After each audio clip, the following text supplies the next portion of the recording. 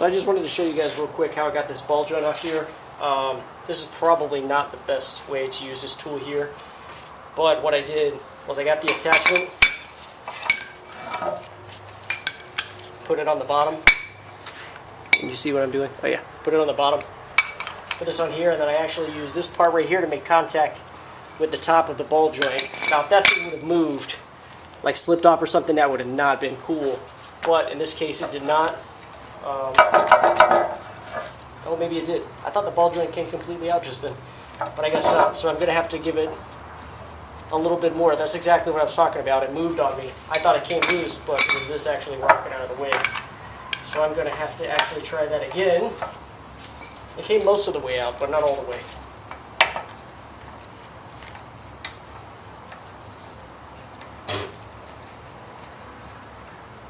And that's exactly what I was afraid of doing this, because what's actually supposed to happen is a cup goes right here, right in there. So you can't really see. Let me turn this around. A cup is supposed to go in here as well and kind of push down on the top of the ball joint, but like on this little rim right here. But this thing just isn't wide enough for all that stuff to fit in there. So I'm having to kind of do it the ghetto way, but it's working. Oh, there it goes. Ah, I got it all tightened on there now. So yeah, it's out. I don't know how difficult it's going to be to get the other ball joint back in, since that isn't quite fitting the way it needs to, but I will show you guys what the deal is when I get around to that. Just a few moments. I'm going to kind of clean this up and give these a little shot of flat black, since I've got all the hardware taken off of them. So for the lower control arm, I'm going to start with installing the ball joint, just like I did with the upper control arm. And installing the ball joint is, I hate to say this because it sounds really cheesy, but reverse of the removal process.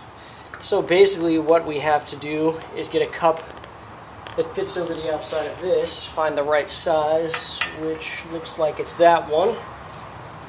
And then we have to push this bad boy back in, and actually that works out perfectly because it's going to go around the outside. Oh.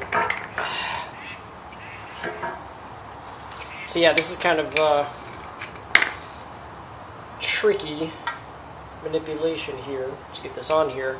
So I'm going to turn the camera off so I don't look like a fool, but yeah, that's the process. You get it on there and press that bad boy back in there using your impact wrench. So I'm going to go ahead and do that, then show you how to put the energy suspension bushings. Okay, so now that I'm done fumbling around and looking like an idiot, I can show you how this kind of presses in. There's really not much to see here, but except you can kind of watch right here and see whether or not it presses in or not. I suppose that would probably be good. Make sure you have this centered on the bottom of that ball joint. I did not just now. Would have been bad because you want it to press in evenly, and then hit that impact wrench.